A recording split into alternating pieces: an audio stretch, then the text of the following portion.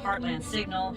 I'm Patti Vasquez, host of Driving It Home weekday evenings from 5 to 7 Central on WCPT. And we're here at the Chicago Journeyman Plumbers Local Union 130 UA in Chicago's West Loop. They're also sponsors of this forum, as well as Ironworkers Local 63. This would not be possible without their support. And of course, I'm joined by my two esteemed fellow moderators, Richard Chu, the host of Chu's Views weekday mornings on WCPT, and Joan Esposito, host of Live, Local, and Progressive weekday afternoons on WCPT. We'll be covering a wide range of topics, from affordability to ICE to healthcare and to holding Donald Trump accountable. At this time, I do want to remind everybody, I'm going to do it myself, just to be sure, please silence your phones. I put mine on airplane mode if that helps.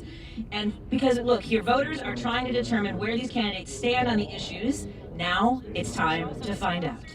Here with us are the three candidates in the Illinois U.S. Senate race who have qualified for this forum based on polling averages. First, she has represented Illinois in the U.S. House since 2013, and she previously served in the Illinois House and worked as a mental health counselor. Please welcome Representative Robin Kelly. I'm on Facebook and here's YouTube.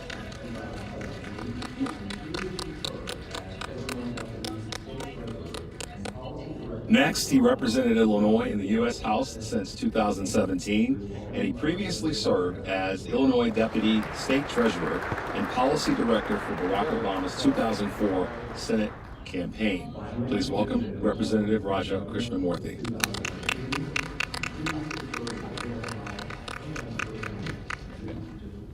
Finally, she has been Illinois' Lieutenant Governor since 2019, and she previously served in the Illinois House and the Cook County Justice Advisory Council. Please welcome Lieutenant Governor Juliana Stratton. Okay. Oh, now I get to do the fun stuff, the rules. Okay. The debate's going to run 70 minutes. We're going to get right into the questions. Our candidates will have 90 seconds to answer each question. And if you take someone else to task by name, they can ask to rebut, and they will get 45 seconds to rebut if we give permission. And then there will be a rebuttal from the person who originally made the statement. That will be 15 seconds in length. Okay. When we wrap up all the questions, each candidate is going to get a 2-minute closing statement. Now, we all had a lot of fun applauding just now. We're not going to do it again. We are not going to interrupt the candidates. One of the people who texted me in about this forum said, please be concise. We really want to hear them. Oh, all right, fine.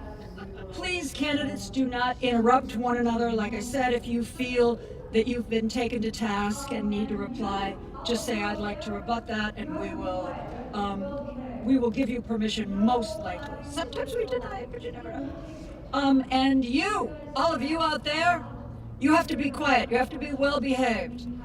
No clapping till it's over, because again, that takes up time. If you guys clap a lot, we're going to have to cut questions because we have a set amount of time. So I assume no clapping also, you know, there'll be like no shouting or no heckling or anything. You can heckle us, but not the candidates. We ask all of you to abide by the time limits. You see we have a timer there. And we want you to know that questions we're asking today were written by the three of us, and we took input from you, our listeners, and also the Heartland Signal editorial team. So, without further ado, let's get going. First question, Representative Robin Kelly, we are going to start with you. It is about Trump accountability. We're living through what a lot of people feel is a lawless administration. They've weaponized federal agencies and used the government to punish political opponents and to reward allies. What will you do to hold this administration accountable? And we're not just talking investigations, but actually delivering consequences. Representative Kelly. Well, thank you for the question, and thank you to the sponsors and the moderators in WCPT. Well, actually, I've already started doing it. I filed articles of impeachment against Kristi Noem, and that's one way to hold the administration more accountable. I believe I have either 187 or 189 co-sponsors that have joined me, and we're waiting to see what happens between now and 2/13 when we're supposed to negotiate the Department of Homeland Security, what they're going to do as far as the funding, and depending on what happens there, we will go forward. But I think we need to use every tool in the toolbox, and also I think when I'm in the Senate, really pushing for closing loopholes that have allowed him. He's found every loophole that he can, and of course he's broken the law also. But I'm hoping also that when he leaves, he goes from the White House to the jailhouse where he belongs with his 34 felony counts. So hopefully he'll be held accountable then. Representative Krishnamoorthi, do you need me to repeat the question? I think I got it. Okay. Thank you so much for having us. I think the other day Donald Trump was asked the question, is there anything that would be a check on your power? And he said one word, my morality. And then someone else said, now we're really effed. And so I think that is unfortunately the situation right now where we in Congress have to do everything possible to hold him accountable. I think that involves a number of things. One, shining a light on the harm that his policies are doing to average, ordinary people, whether it's tariffs or whether it is freezes on federal funding or stripping health care away from people. Secondly, pursuing litigation in the courts. And I know Robin have joined together with others to file litigation, and that is extremely important in terms of throwing sand in the gears and slowing down the implementation of some of these horrible policies. Third, we need to conduct vigorous oversight. I have had the opportunity to actually inspect Broadview's ICE detention facilities, and it allowed me to then press for further reforms, but we need to do more. We need to block appropriations. That's why I voted against a single dollar more for ICE or CBP until significant changes are made. Fourth, we have to block nominees to various positions unless the Trump administration gets its act together. And then last, we have the power of the purse, but you have the power of the purse, and that means you also should participate in blocking your own dollars going to companies that cooperate. That's time. Lieutenant Governor Stratton? Thank you all for having me. Well, let's just start with the fact that Donald Trump is a wannabe dictator. He's not a normal president, and he's not a normal person. And these times call for unprecedented responses to what he is doing. I'm so proud that here in the city of Chicago and in the state of Illinois that we have already stood strong against Donald Trump when he threatened to send federalized troops to our city and our state. We all stood together, Governor Pritzker and I, and leaders from every level of government, to say we don't want you here. As he has started Operation Midway Blitz, I have been out in the streets protesting alongside of our neighbors. I've been to Broadview protesting. I've stood strong. I've made sure that every opportunity I have to speak out against this president and his authoritarian agenda, that I take that. Now, as a senator, I can tell you one of the things that I will do is I will make sure that I do not confirm one single appointment that he makes to his cabinet. These people are, I don't think saying unqualified is strong enough, but they are not fit to be leading these agencies. I will not confirm any of his appointments to the United States Supreme Court.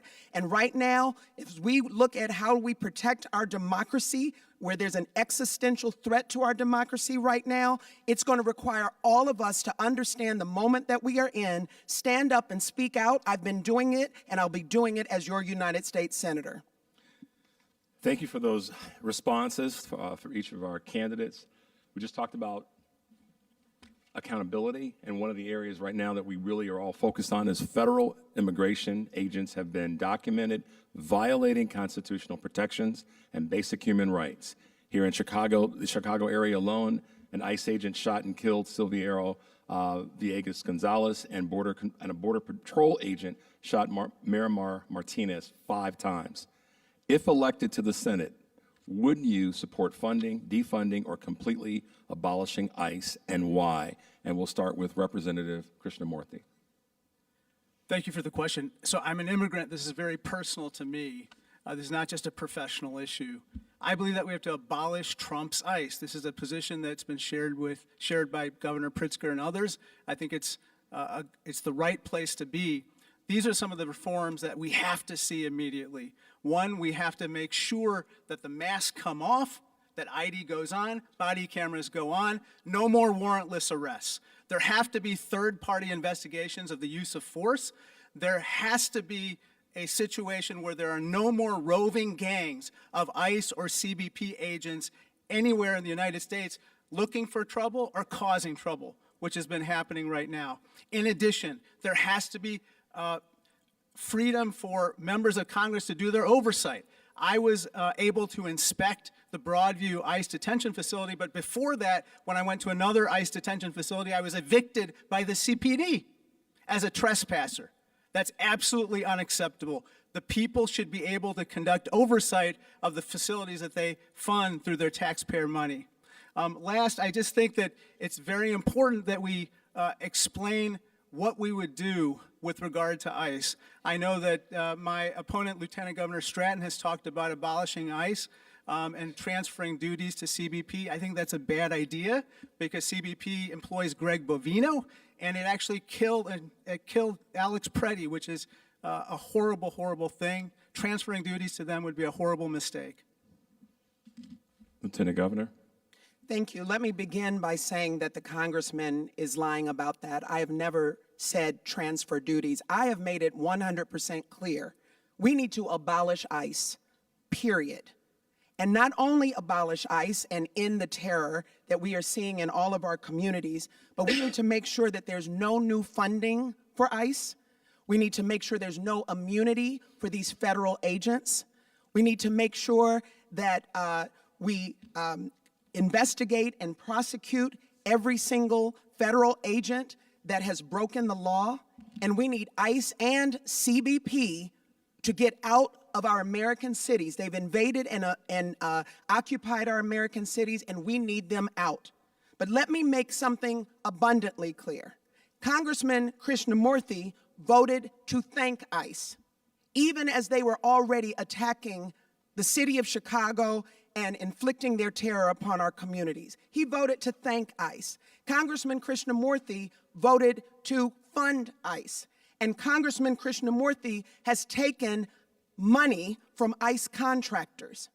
That doesn't sound like somebody who's going to stand up to ICE. I say abolish ICE, period, and I can tell you I'm going to go toe-to-toe with Donald Trump to make sure that we will end his terror in our cities. Rebuttal? You want a rebuttal? Rebuttal? May I have a rebuttal? You may have a rebuttal. And that's 45 seconds. Yes, Go. 45 seconds. Thank you. I think, first of all, Lieutenant Governor said that I was lying about her having said that she would transfer duties to CBP in an answer to a question from Rick Pearson of the Tribune. That's what she said, and you can go and look at the tweet as well as the transcript yourself. I think recently she also said she would transfer duties to DEA, and that was also another answer that was given, so I'd like to hear clarification. With regard to my own situation, that resolution, Lieutenant Governor, you know, was about condemning anti-Semitism, and that's something that I will always do. In addition, as I said before, I'm an immigrant. This is very personal to me, and as the only immigrant on this stage, I feel I'll have special standing to challenge them. Lieutenant Governor, you have 15 seconds for a counter rebuttal. I want to abolish ICE. Congressman Krishnamoorthi wants to thank them. And that's an expression of the values as we see our communities being terrorized. Okay. Congresswoman Kelly, your opportunity to answer the question about ICE. I'm waiting for the time. And start now.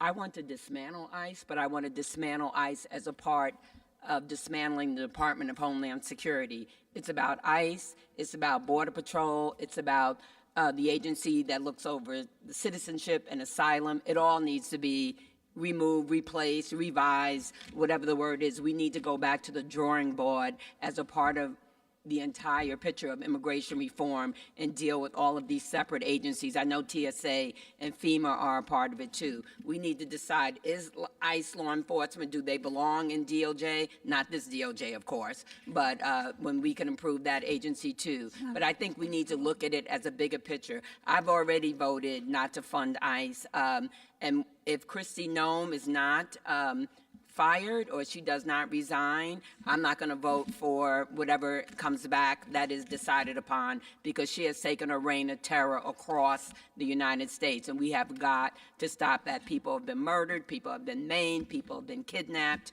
and that is just not acceptable. So I'm for redoing the whole agency, and there are other agencies that will have to be looked at again also, but definitely dismantling ICE. There's no member of Congress that I know of, unless Raja corrects me about himself, that thinks we don't need Border Patrol and we don't need enforcement. We do need that, but not like we have it now, that there's a lot of room for improvement, and as I said, dismantle, remove, replace, and then we need to start all over again and have a respectful agency that Congresswoman, respects the people. I hate to interrupt, but as you know, our clock was a little messed up, and it has been 90 seconds. Okay, sorry.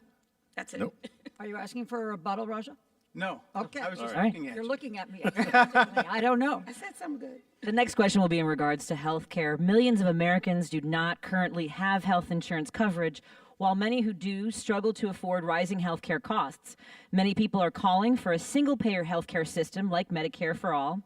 As a senator, would you support the Medicare for All Act? Why or why not? And we'll begin with you, Lieutenant Governor Stratton. I support Medicare for all, and I will fight for it when I get to the United States Senate. My journey to becoming an elected official really started with caring for my mother who had Alzheimer's, and it was at a time when my state representative was working to strip away health care from seniors like my mom, and I stepped up because I don't run away from a good fight. I won that race, and here we are 10 years later, and there are people who are deciding between whether they buy groceries or whether they go to the doctor. People deciding whether they will pay their rent or whether they get the care that they need, and it is wrong. This system is broken. And what we're seeing in Washington is the influence of the healthcare industry, where the healthcare industry gets richer, and they get richer on the backs of people who are not getting access to the care that they need. So I will absolutely fight for universal healthcare coverage, Medicare for all in particular, because I believe that healthcare is a right and not a privilege. And people shouldn't be in a position where they can't see a doctor when they need one. We're seeing this administration rip away health care from millions of Americans. We're seeing the ACA premiums go up, and that is going to affect every single one of us. And I want to be clear, Congressman Raja Krishnamoorthi is the largest recipient of health care industry money in the House of Representatives, and he is someone where these donors have been spending millions to lobby against Medicare for all. We need to fight for it. Thank you. Thank for you, your answer. Lieutenant Governor. And thank you. Next, Congresswoman Kelly, please. Wait a minute. do we want- Raja, do you want to rebut? Rebuttal? Yes. Do I Yes. get a rebuttal as well as get to answer the question You later? will. Yes. You'll answer You the will. question as We well. won't penalize you No. for rebuttal. Oh, okay. Well, thank you for allowing me to answer. Look, I think that with regard to our healthcare system, if a Medicare for All bill were to come up for a vote, I would vote yes. Right now, however, we are trying to undo catastrophic damage that Donald Trump is doing to our system. Through the big, beautiful bill, which I call the large, lousy law, 13 million people are about to lose their health insurance. Because of his not extending ACA tax credits, another 4 million people are going to lose their health insurance. We have to do everything we can to restore these cuts. Healthcare is a right, not a privilege, and we have to make sure that everyone has access to healthcare. Time for your answer, Congresswoman Kelly. I have been on the Medicare for All caucus since it was established, so I definitely believe in Medicare for All and universal health care. Healthcare is my biggest portfolio. I'm on Energy and Commerce, on the Healthcare Subcommittee, and have done a lot of work around lowering prescription drug costs and diversity in healthcare. We need to have more diversity in clinical trials.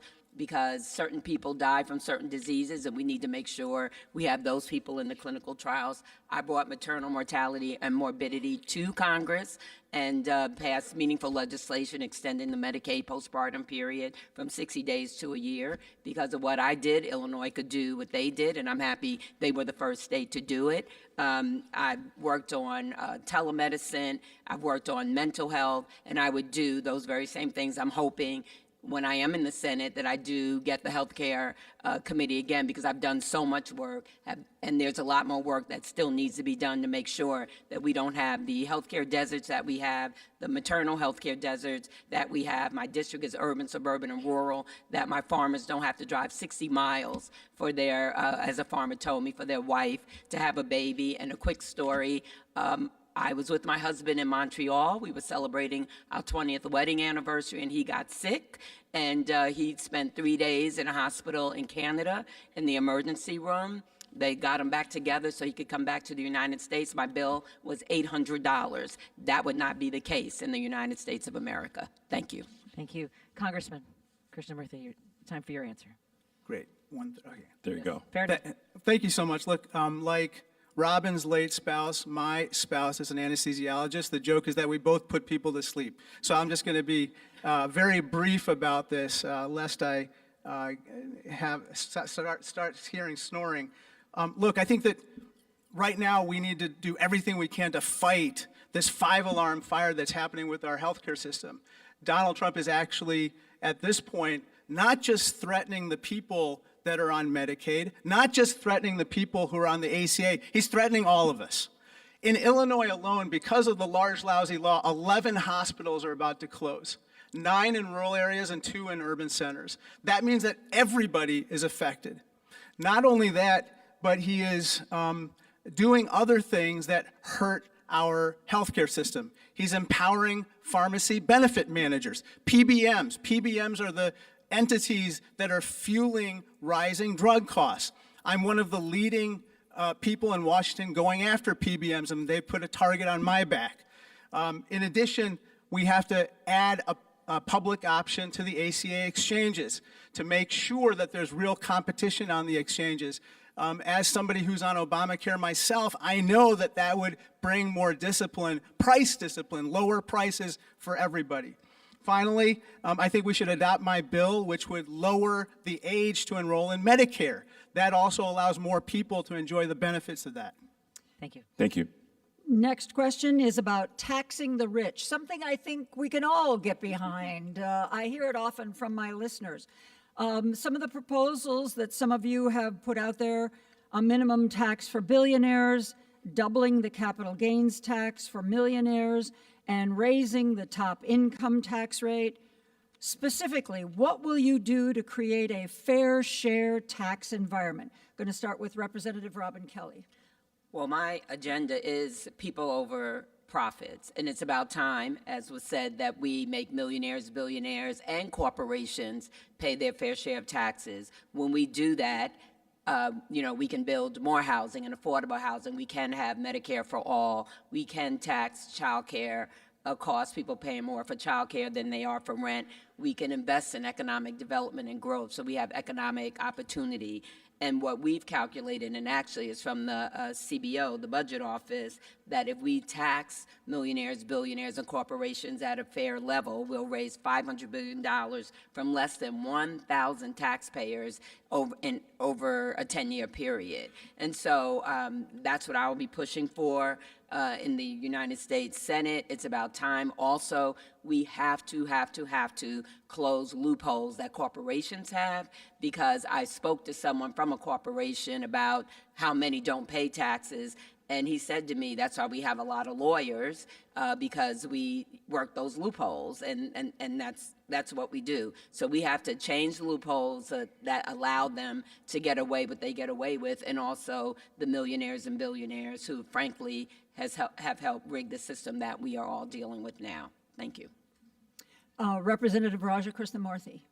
Thank you. Look, first of all, we got to undo the large, lousy law that what he calls a big, beautiful bill actually lavished 50% of the benefits on the top 5% of income earners. That's wrong.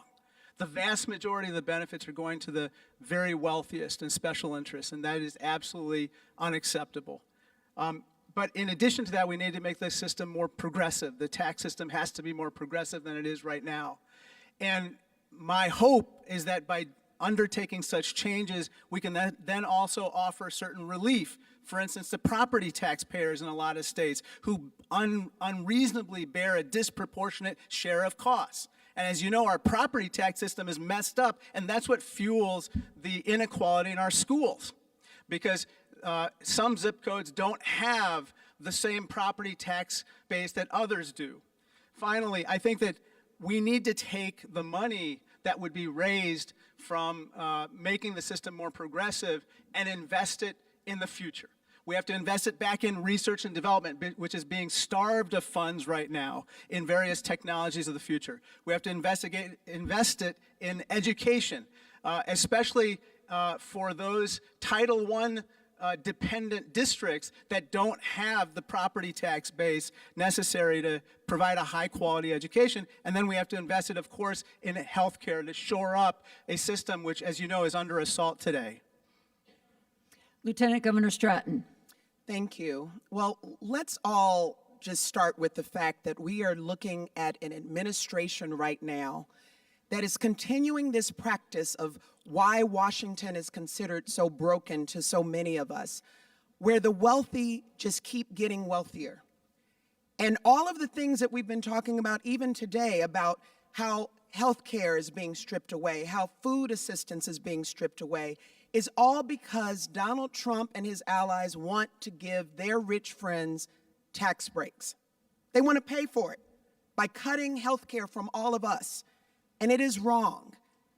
And so when we talk about our tax structure, I have proposed as part of my plan to make life more affordable for Illinoisans and for all Americans, to make sure that we give the middle class a tax break and we pay for it with a tax increase on those making $1 million or more, on millionaires and billionaires. And also, of course, making sure that corporations pay their fair share. But this is why it's also important to point out that I'm the only candidate on this stage that has refused to take one single dime of corporate PAC money in this campaign, because people are tired of corporate special interest being at the forefront of what happens in Washington, D.C. I will fight for you, not corporate CEOs, as your next U.S. Senator. I believe it does count for a rebuttal. I think, Yeah. there's I believe they both want a rebuttal. All right, let's start with Representative Robin Kelly. I find it very hypocritical to keep hearing this when you take $5 billion from a corporate bigwig. You take $1 million from the corporate bigwig's family. So when you say we're going to be influenced, you get $5,000 from a corporate PAC, maybe $2,500, and you take $5 million from one person, and it's the millionaires and billionaires that have really rigged this system and made it tough for the rest of us. So if you're saying you won't take corporate PAC money, will you commit to not taking super PAC money that is fueled by corporate millionaires and billionaires? Governor Stratton, or Lieutenant Governor Stratton, you can take 15 seconds to rebut that, and then we'll go to Rajas. Oh, well, I'll simply say that I'm the only candidate on this stage not accepting any corporate PAC money. And that's important because people are fed up with corporate special interest that are continuing to fuel the work that's happening in Washington, D.C. So I'm proud of the grassroots support that I have of my campaign and the people that have stepped up to say they want to see me be the next United States Senator. Congressman Krishnamoorthi, would you like your 45 seconds of rebuttal? Yes, ma'am? Go ahead. Okay. Did you want to put it at 45? Yeah. Okay, great. Okay, 145 is cool. Okay. Look, I think that Lieutenant Governor Stratton, I think this hypocrisy's got to end. You have said that you don't take corporate PAC money through the front door of your campaign, but it seems to be coming in through the side door, the rear door, the window, and the garage. It's coming into your super PAC. It's coming into other super PACs that are then feeding yet other super PACs. And on top of all that, they're also committing FEC violations. So they're out of compliance. Look, I think at the end of the day, I think that the most important thing is that we stand up for our constituents, and nobody can question either Robin or my integrity on this score. Lieutenant Governor, if you wish, you can have 15 seconds for the rebuttal. Thank you. Everyone here today and everyone listening can look at all of the reporting of who has given to my campaign, and you will see that I have not accepted any corporate PAC money in this campaign. The congressman is not telling the truth, and everyone can see that for themselves. I am proud. Time. Thank you. Okay, well, we've got campaign finances the next. Very timely. Very timely. We knew that would happen. All right. The question is, contributions of super PACs totaled over $1.4 billion during the 2024 elections, which is nearly double the previous record high. This is a trend and is likely to continue in future elections. If elected, what would you do to reduce the power and influence of wealthy individuals and corporations over our government? And we will start with Krishnamoorthi, Representative Krishnamoorthi. Well, thank you very much. Lieutenant Governor Stratton says she has a people-powered campaign. It's powered by like 2 people, and that's wrong. You can't have a situation where this is allowed to persist, and I'm not lying. Just look at the facts, look at the reporting from the Sun-Times and WBEZ, which talks very specifically about the issue that Robin and I raised, which is that corporate money is coming into her campaign through the state campaign that she had, which then used that state money to then buy email lists that were used by the U.S. Senate campaign. Corporate PAC money went to a super PAC, which is now fueling her campaign as well. I think that at the end of the day, we have to have corporate finance reform. I'm honored that 90,000 people over time have individually supported me, but we still need a system of campaign finances that starts to restore trust to Congress. And that means H.R. 1, which I believe Robin and I both were original co-sponsors on, that would end Citizens United and these dark money super PACs, but it would also reward small dollar donations, make elections holidays, and make other reforms. But folks, we need to do more than this. There has to be more reforms to Congress. I'm the one who's carrying the legislation to ban the trading of stocks. I want term limits and age limits on members of Congress. We need a comprehensive package to restore trust finally to Congress. Thank you, Representative Krishnamoorthi. Lieutenant Governor Stratton. Thank you. Well, we certainly do need to continue to see campaign finance reform, and I will fight for that as your next United States Senator. We see too many corporations giving millions of dollars to politicians, and then those corporations get rewarded in Washington, D.C. My opponents have taken millions of dollars from corporations over the last 10 years. And it is a broken system, and it's not a system that fights for the people. I have been endorsed by End Citizens United because of my stance in this campaign to, first of all, unrig the system, to make sure that we ban corporate PAC money. I'm not taking any corporate PAC money in this campaign. I want to ban corporate congressional trading of stocks. And I want to make sure that we do crack down on dark or secret donors to campaigns. But let me also just say this. I am very proud of the support that I have received, endorsement and support of Governor J.B. Pritzker.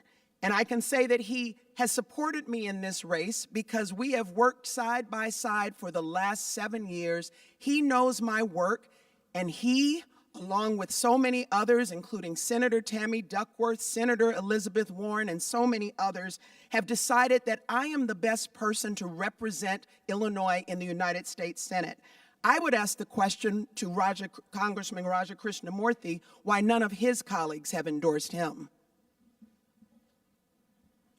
Okay, so that requires a rebuttal before we get to Congresswoman Kelly. So, Representative Krishnamoorthi, you have 45 seconds for that direct rebuttal. Well, thank you for the question. We'll be releasing these endorsements, but I think that the most important thing, which I still think you haven't answered, is why is corporate money flowing into your campaign and you're benefiting from it, but denying it? That's just politics as usual, and people don't like that. People don't like that. And I think that right now we're just seeing on display how somebody is denying that they're benefiting from it at the same time that they are, and that's wrong. Now, with regard to my independence, the reason why voters repeatedly have voted for me is I've taken on big tobacco because they fueled the vaping epidemic. I've taken on food conglomerates who've tried to merge and raise prices and hurt worker conditions. That's why UFCW and 14 unions have endorsed me. Thank you. All right, so we'll move the question on campaign finance to Representative Robin Kelly. Thank you so much. What I would say to the audience, check my record, check how I vote.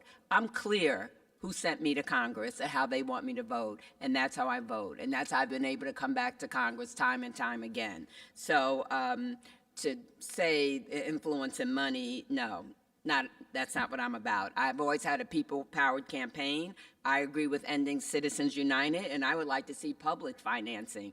There's a reason there's so many multimillionaires in Congress, because it's hard for just a regular, average, everyday person to run, which I am that. But good people don't run, good people don't win, and good people don't stay in because they don't want to have to dial for dollars. I know I don't want to have to do it either.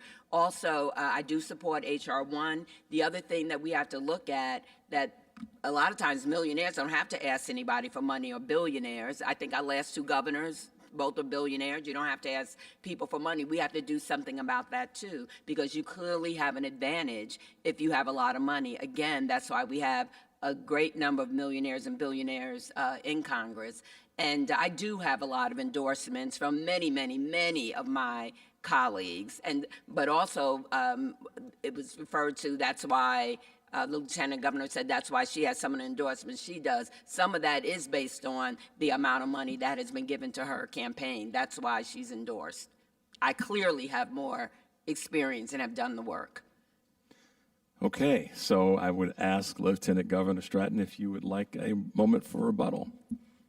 No? I think the list of those supporting my candidacy speaks for itself, people I've worked with over the last 10 years. Is that a yes or a no? To having a rebuttal? Oh, sure. Okay, I thought 15, I was taking that time. okay, I'm 15 sorry. seconds. Sorry, I didn't wait for the clock. Okay, that's right. Go. I was just saying that the list of endorsements and the people who support my campaign, from Governor Pritzker, Senator Tammy Duckworth, Senator Tammy Baldwin, Senator Elizabeth Warren, Speaker Emanuel Chris Welch, Secretary Jesse White, and the list goes on and on, 150 or so or more, as well as Emily's list, the Illinois Federation of Teachers, so many who have decided that I'm the best person to fight for Illinoisans in the United States Senate. That comes from the work that we have done together to turn this state around and move our state forward, and I'm proud of that support. All right, thank you for that rebuttal. We will move on to the next question. In the wake of the killing by ICE agents of Renee Good, Minnesotans walked out of school, out of work. They did not do business on that day and staged some of the largest protests in the city's history. And there was a day before Alex Preddy was killed by ICE agents.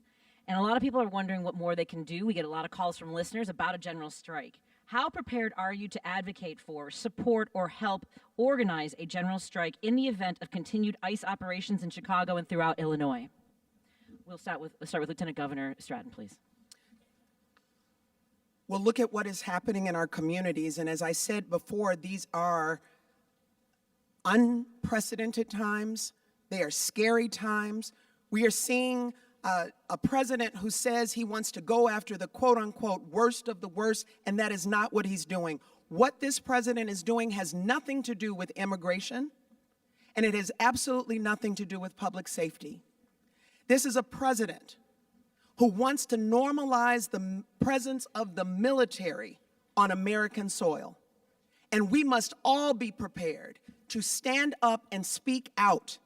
I've been doing that, and we have been seeing so many of our communities coming out of their homes, people who have said, I have never done anything like this before, are saying, I must stand up and speak out against this authoritarian agenda, and they are correct.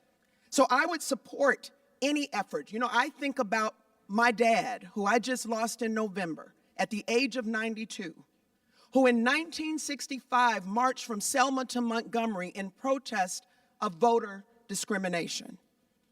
And I think about how my father, in so many ways, he said, I had to stand up and be counted. He passed the baton to me, and he passed the baton to all of us, because this is our time to stand up and be counted. And we all must raise our voices, and if that means protesting, a general strike, I'm all for it and will do anything I can to say, let's make our voices heard loud and clear. Congresswoman Kelly? When I travel the state of Illinois, or even when people call my office, I tell everybody, and I'm telling you, do not get weary. Do not get lost in the chaos, because that is what they want you to do. That's exactly what they want you to do. We need everybody off the sidelines. It's no time for that now. You see our democracy and what is happening, and I'm prepared to help anybody I can help to get off the sidelines, to make their voices heard. I did that actually as a member of Congress. I was so frustrated with the gun violence prevention, and we did nothing about it. So I helped lead a sit-in with John Lewis in Congress, and which was very, very important. We stopped everything for 24 hours. I'm prepared to do that when it comes to DHS and Kristi Noem. We have to stop this madness. So whatever I can do to help anybody across this United States, in Illinois, to make you feel comfortable and making your voices heard, and to protect you while you're doing it, because that's the other thing we have to remember. Don't take the bait. Don't give them an excuse to bring in the National Guard. Don't get hurt. We don't want people being murdered or being maimed or anything like that. But yes, don't get weary. This is the time for your voice. And please, please know, your voice really, really does matter. It has stopped more things than you probably are aware that it stopped. So it does matter. We need you in Congress to speak up and have your voices heard. Don't go in your house and shut the door. We need you. Thank you. Congressman Krishnamoorthi? Yes, I would absolutely support a general strike. Look, when you brought up that question, immediately that came to the anecdote that came to mind was the story of Evelyn, a U.S. citizen in my district, who was stopped, pulled out of her car in Hoffman Estates, tackled to the ground by an ICE agent. The ICE agent knelt on her neck as she's screaming, "I'm a U.S. citizen. I'm a U.S. citizen." They then snatched her, put her in detention for hours and hours. Her family had no idea where she was until they showed her papers. I also think of Silverio Villegas Gonzalez. I had a chance to question witnesses the other day in a joint Senate-House hearing, including attorneys who are familiar with his case. Mr. Silverio Villegas, who often gets forgotten, was dropping off his kid at school. An ICE agent comes up to him, immediately assaults, shoots him in the neck. He dies of his injuries almost immediately. I think of Ms. Martinez. Ms. Martinez also testified. She was shot in the arm 5 times. 5 times she was sideswiped by an ICE agent and then shot in the arm. Yes, I will protest and I will strike, and I want everyone to do the same. Thank you for your answer. Appreciate it. All right. Okay, so we're going to transition to the next round to keep in time with what we promised. For this next section, let me put these glasses on. Can't read. For this next section, we are going to ask one question tailored to each of our 3 candidates and their platforms. Candidates may offer rebuttals like before, and we have 90 seconds for the answer, 45 seconds for the rebuttal, and 15 seconds for a second rebuttal, just like in the previous section, so just to remind you of that. We will start with Representative Robin Kelly. Representative Kelly, your, quote, People for Profits plan includes policies like raising the minimum wage to $17 an hour, minimum taxes on those making over $100 million a year, and taxing the rich to keep Social Security solvent until 2100. While your plan includes a lot of work in Washington, D.C., Do you have any strategies specifically to get corporations to proactively advocate for individuals, employees, and communities? What I would answer to that, when I think about what's happening now with Trump and his DEI and everything he's destroying around that, which has been proven over and over, that if you have diversity, equity, and inclusion, it is good for the country, it is good for corporations. But many companies, after George Floyd was killed, made all of these promises that they would, uplift employees. Definitely diversity, equity, and inclusion would be a part of their plan. And as the next U.S. Senator, I would go back to that and also to hold companies accountable for what they said they would do. I can't tell you the amount of people that I know since Trump has been president that I know that have personally lost their jobs because of government relations, or they're the DEI representative, and you've heard stories about the 300,000 plus black women who have lost their jobs. So that's something that I'm the chair of the Caucus on Black Women and Girls. That's something that I would definitely pay a lot of attention to and want to reverse things that he has put in place. So that's one. And also, we do have leverage when companies come to see us and things that they might be interested in that I simply will not do unless they change what they've been doing. And I like that people have protested and not shopped at certain stores because they've backed off of what they said they would do after George Floyd. So holding corporations accountable and closing those loopholes so they pay their fair share of taxes. Thank you, Representative Kelly. Representative Raja Krishnamoorthi, your Restore Our American Dream plan includes a lot of policies to make Illinoisans' lives more affordable, from birth to senior living, including a national free school lunch program, creating antitrust legislation targeting food and grocery monopolies. Of the many proposals in that economic plan, what would be your first priority for quickly bringing down costs? Okay, so I think that right now we are seeing a horrible affordability crisis. Donald Trump says he's doing an A+++ job on the economy. Most people I talk to say it's an F-. And that's because the cost of staple items of the American dream, whether it's food, whether it's buying a home, whether it's a post-secondary education or college, or whether it's even retirement, have become unaffordable. And so I'll pick one that's top priority and a close second. The top priority, I think, is providing a refundable tax credit for the purchase of your first home. This policy actually worked in the Obama era, where 2 to 3 million people were able to buy their first home because of a refundable tax credit that was spread over 5 years for upwards of 10% of the purchase price of a home. It makes all the sense in the world, especially for younger people who don't have the money for the down payment, which could be up to 20% of the value of a home.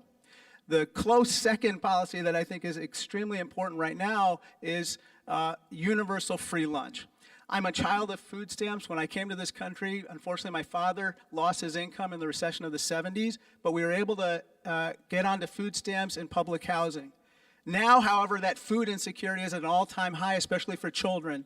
In schools like in Chicago, where you have universal free lunch, you have higher attendance, lower hunger, and better learning. Thank you. Thank you. Lieutenant Governor Stratton, in your policy blueprints, you say you want to bring the work you did in Illinois to the national level, namely what you've done to improve the lives of middle-class families. How would you use your experience in state government to push national policies like enacting Medicare for all, establishing a $25 federal minimum wage, and opposing corporate PAC money? Well, let me talk about raising the minimum wage at the federal level, because right now the federal minimum wage is $7.25. That is not enough for anyone to take care of themselves or their families. We raised the minimum wage, all of us worked hard, many people advocated and organized for many years, and the first big bill that the governor and I got signed into law after taking office was to raise the minimum wage to $15 an hour.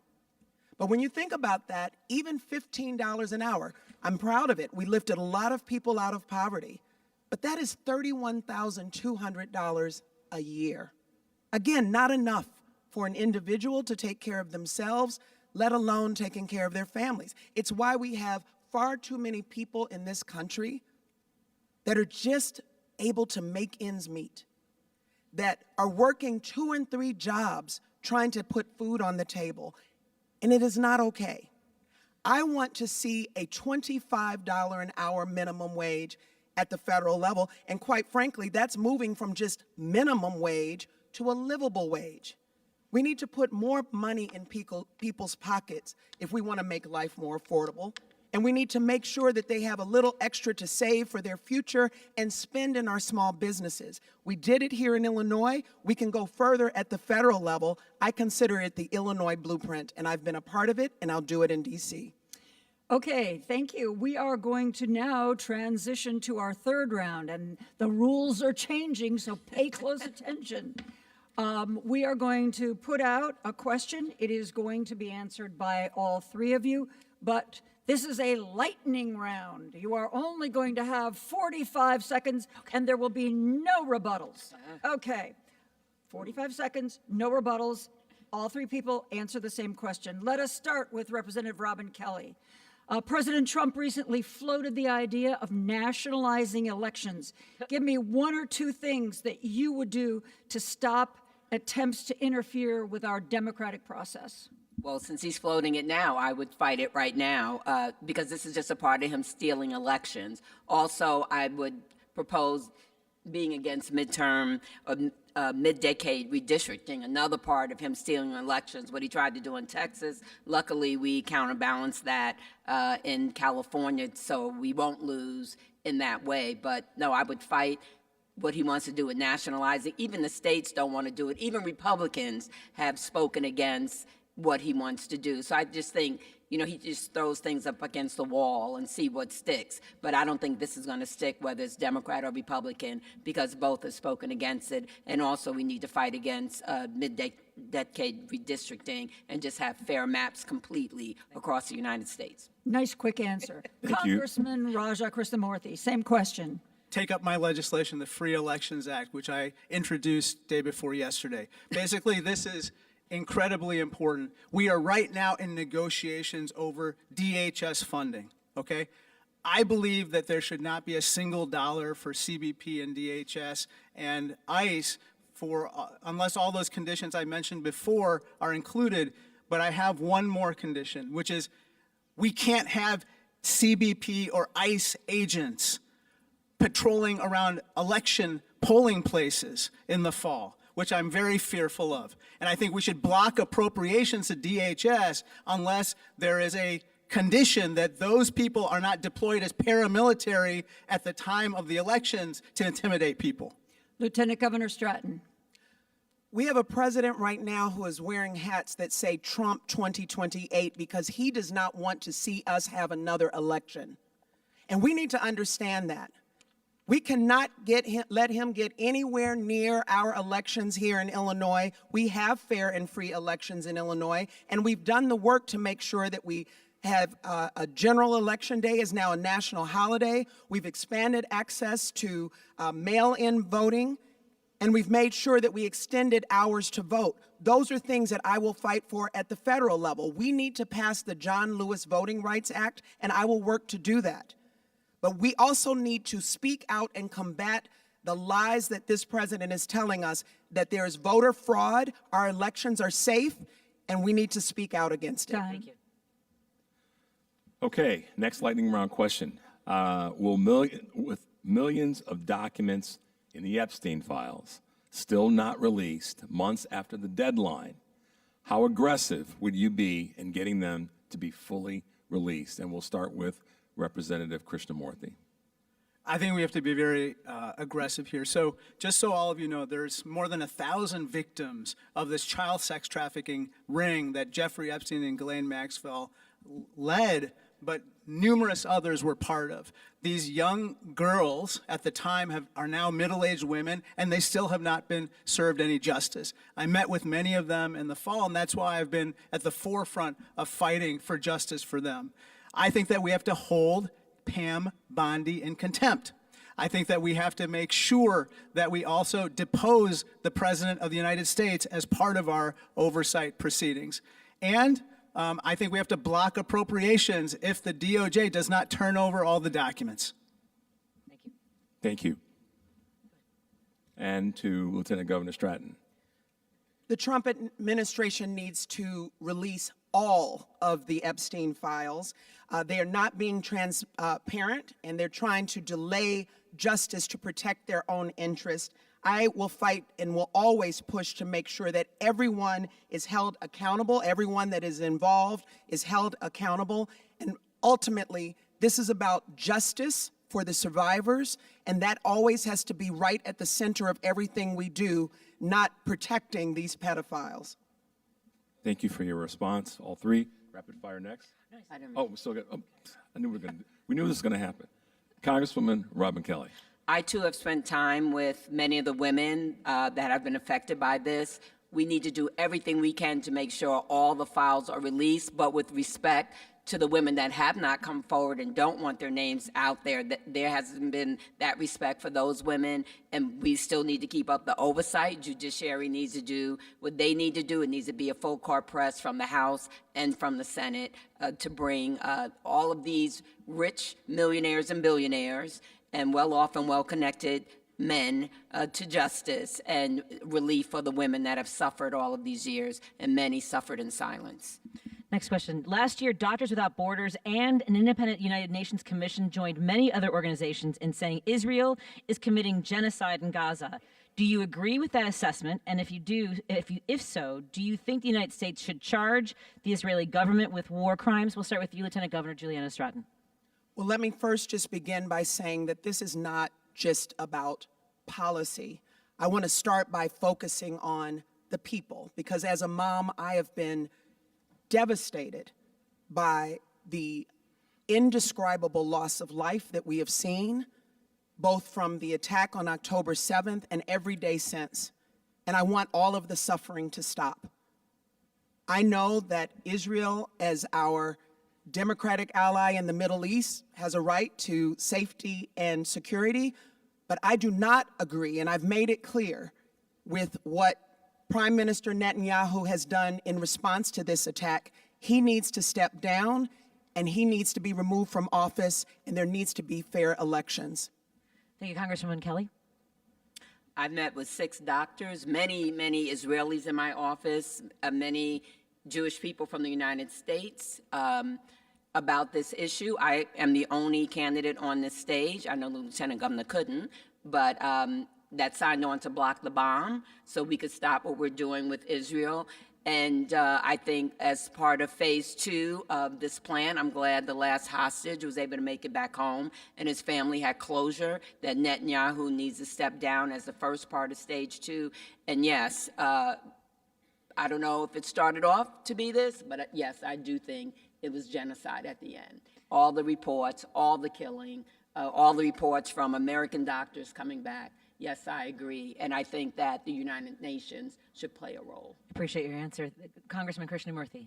I think, first of all, I just want to say that we're kind of at a really fragile moment where we have to build on this fragile ceasefire and get to a 2-state solution, an Israeli state and a Palestinian state living side by side in peace, recognized by their neighbors. That is absolutely essential, and I've been one of the leading and few vocal proponents for this in Congress. I think right now I'm very concerned about Donald Trump's plans with a board of peace, where he basically admits people if they are willing to pay $1 billion. And guess what? I think the Trump family gets a cut of that. And so that is wrong. It is absolutely wrong, and we need to get back to a situation where we can have a 2-state solution. We're getting close on time, but I want to try to squeeze in one more question. Housing affordability. Each of you has ideas. I want to know one big, bold idea to make housing more affordable. Representative Robin Kelly. I think through my People Over Profits plan and, again, getting the money, that we need to invest in affordable housing. There are so many people that are suffering. I'm going to tell you 2 things. And also we need to stop the Wall Street takeover of housing, where the rents are being raised astronomically and people have to move. So we have to stop the Wall Street financing or buying housing, and then people can't afford it any longer. Representative Krishnamoorthi. Well, I go back to the 10% refundable tax credit. This is absolutely a viable plan, a viable idea that's already been tried in the past and worked, and let's do it again. Not only that, but this 5-year refundable tax credit would be available all up front for certain classes of people, including teachers, childcare providers, as well as first responders. I mean, these are people that can't work remote. They need to live closer to where they work. This is one of the biggest complaints that I hear from people across the economic spectrum, but also the age spectrum at this point, especially young people. If we really believe in the American dream, people need to be able to buy a home. And that is not possible right now. So I think we should take up this plan to provide a refundable tax credit. Lieutenant Governor. Thank you. I'm a mom of 4, and I can tell you that some of my adult daughters wonder if they'll ever be able to buy a home. It's just too expensive. And we know the reason why it's so expensive is because we have corporations buying up housing stock, and then everyday people, everyday Illinoisans can't compete with Wall Street. So I want to see programs like what we've done here in Illinois when we reinstated the Smart Buy program for first-time homeowners, for home buyers, to make sure that we are eliminating some of their student loan debt so that we can reduce their debt and they can better qualify for home ownership. I also want to make sure that we eliminate some of the red tape that is keeping us from building more housing. We want to address the housing crisis. We need more affordable housing. Congressman Kelly. Where are we? We've wrapped through. Okay. Patty, you want to wrap us up? Do you need us to go to two-minute closing remarks, or are we going to do another question? No, we're running out of We're time. out of time. Let's go to closing remarks. All right. At this time, we would like to give the opportunity for each one of our candidates to do a two-minute closing remark. And did we decide we're starting with Congressman Kelly. Well, thank you to WCPT, our hosts, the moderators, and all of you in the audience. I am Robin Kelly. I'm the daughter of a grocer and a postal worker. I'm a mom and a dedicated public servant. I've been in Congress for almost 13 years, and I'm running for U.S. Senate to make life more affordable and better for you. Frankly, it pisses me off that Donald Trump and his billionaire friends have only gotten richer, and individuals and families are being squeezed and they're struggling. My district is the biggest Democratic district in Illinois. I have a microcosm of the state of Illinois, and I see it, I hear it, urban, suburban, and rural. And I felt it in my lifetime when I was a single mother of 2 kids, counting my coins to make sure I could pay the bills, feeding my kids cereal for dinner. They loved it, but they didn't know I couldn't afford it. People are worried, they're angry, and they're scared, and Donald Trump is spending time pitting neighbor against neighbor instead of holding millionaires, billionaires, and corporations accountable. I promise you in the Senate, I will hold them accountable. I stand up, show up, and speak up, and I've done it with the NRA, with health insurance companies, with political bullies, no matter what side of the aisle they're on, and I have won. And I'm going to take my winning ways, someone who knows how to navigate the halls of Congress and the Senate, to the Senate and fight for you. But it's not enough just to have fighters. You have to have winners. You have to have people that have accomplished things. And I have accomplished things, many things, and I'm doing things now. Again, standing up to Donald Trump and I'm on his watch list now, and standing up against Kristi Noem. I will take that fight and what I do to the Senate. If you want a workhorse, not a show horse, you want me. If you want someone transformative, not transactional, you want Robin Kelly. So I humbly ask for your support. You can go to robinforsenate.com. And thank you so much for being interested citizens in this process. Thank you. Thank you, Congresswoman. Congressman Raja Krishnamoorthi. Thank you, WCPT. Thank you to the plumbers. Thank you to all of you for taking precious time out of your busy schedules. The reason I'm running is my backstory. The reason I'm running for the U.S. Senate is my backstory. I was born in India, came to this country when I was 3 months old, to Buffalo, New York. Things were going good, and then suddenly they turned really bad, really fast in the recession of the early 1970s. At that time, my father lost his income, but thanks to the generosity of the American people and its government, we were allowed to move into public housing and food stamps. I spent a good portion of my early childhood in those 2 life-sustaining programs. Then my father got on his feet and got a great job in, of all places, Peoria, Illinois. And so loaded up the U-Haul, drove to Peoria, and made it into the middle class. My father ended up teaching for 40 years at Bradley University. Every night at the dinner table, he would say something along the lines of, think of the greatness of this country. Think of the greatness of this country, and whatever you do, make sure it's there for the next families who need it. And so that became the North Star of my personal compass. Fast forward through college and law school, came back to Illinois, worked in the private and the public sectors, ran a tiny business for 7 years, and then got elected to Congress. And 10 years later, I'm still pursuing that mission statement my parents gave me. Make sure this country is there for the next families who need it. But that American dream that we were privileged to attain is slipping from the grasp of millions of people. You can just look at my personal story to understand why. That legal immigration system is being dismantled every day. The public housing and food stamps that enabled us to survive is on the chopping block now. And those public schools that were the gateway to the American dream are under assault as the Trump administration seeks to close the Department of Education. So the question before us is this: what kind of a government do we want? Do we want a government that's there for those fighting to make it, or one that's there primarily to cater to those who haven't made? I believe we should nurture the American dream for everyone, and that's why I'm running for the U.S. Senate. Thank you, Thank Congressman. you. Thank you. Please, Lieutenant Governor Juliana Stratton. Well, thank you so much for having me today, and thank you for moderating today's conversation, and thank you all for being here and being civically engaged. It means so much. As I mentioned, I'm the daughter of a public school teacher, a Navy veteran who has ended up a community physician, parents who instilled in me the values of serving our community, and not just serving our community, but caring for one another. And it's how I ended up running for office in the first place. And here we are, looking at what Donald Trump is doing. He has ignited a 5-alarm fire. We are seeing attacks on the rule of law, attacks on our rights and our democracy, attacks on our communities. And I can tell you that if there's ever been a time that we need fighters in Washington, it's right now. And I came here this afternoon to look all of you in the eye and to say to those listening in that I will be that fighter. It has been abundantly clear here on this stage and as we've been on this campaign trail that people are tired of the status quo in Washington, D.C. They are looking for new ideas, new perspectives, new energy in Washington. People who will meet this moment, the same kind of energy that we're seeing in the streets when people say, hands off my health care.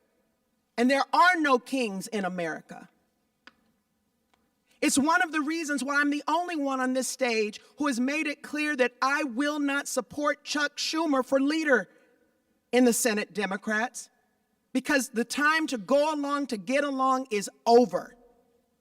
I'm running for the United States Senate because I want to take your voices with me to Washington and fight to give the people what they want: higher wages, access to health care, and getting corporate money out of politics. I look forward to earning your vote. Thank you. Thank you. Now you can clap.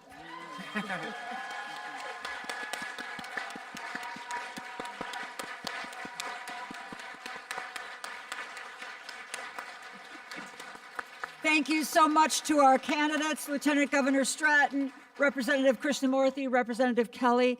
Thank you for taking time out of a busy campaign schedule to join us. I think this has been a terrific conversation and really informative. Thank you all. We have an embarrassment of riches in Illinois. 3 fabulous candidates. Absolutely. Win-win. We want to thank the Plumbers Union Local 130, the Iron Workers Local 63, and of course Greek Islands, who fed us before this started. We're going to have analysis of what's just happened, and maybe some phone calls into the station from the candidates as they make their way out. Political science professor William Muck, former Watergate prosecutor Jill Wine-Banks are back at the studio. They will be talking to the candidates and giving you their reaction to what was said today, and they will be highlighting the key moments. There are so many from this forum today. They will also take your calls if you've got your phones handy. Thank you for all of you who came out today. Thank you for all of you who are listening and watching, and thank you to our candidates. Thank you, everybody.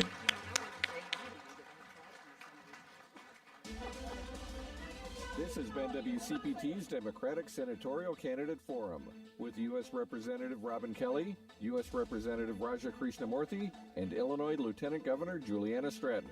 Today's forum was brought to you by Plumbers Local 130 and Iron Workers Local 63. Stay tuned to WCPT for continued coverage. Filling in for Joan Esposito today is political science professor William Muck.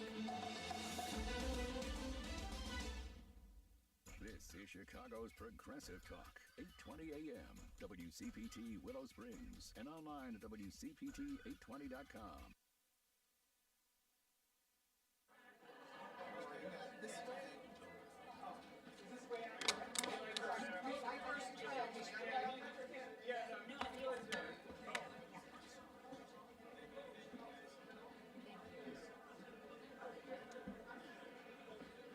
Actually, I think it's Kleenex dust from my Kleenex. That's what it is. Yeah. 'Cause I was holding my Kleenex yeah, down that's here. what it is. Well,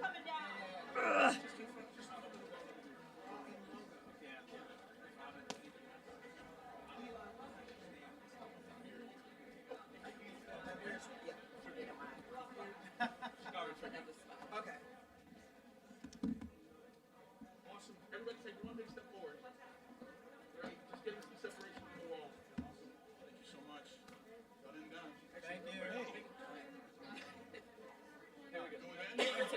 You get some photos there. Here we go. All right.